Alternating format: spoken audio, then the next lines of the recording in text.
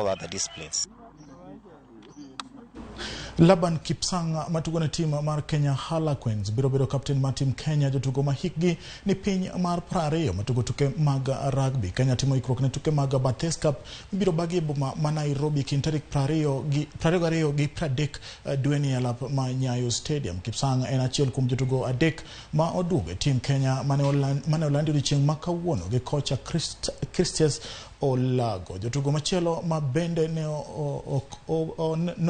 otugo ne Kenya tuke mokalo higa mokalo otingo Felix Chacha kachiel gi Stanlas Ashikoli. Kan wuoyo gi jofwambo kocha mar Kenya Olago nolero ni Ikruok nyaka gi tim maber kaluwore gi timbe moyore tuke gi kama otingo joloch higa mokalo Zimbabwe kachiel gi tim mar Namibia.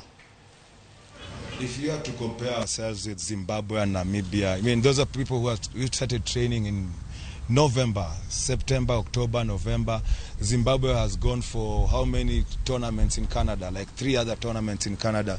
But we are ready to take them on. I mean, we can't shy away from playing the game of rugby. We're going to play what we know and we're going to play for the best of what we can do. But when Namibia get here, we'll analyze them. We have got a team of good coaches, a team of good coaches, 9, 10 specialists.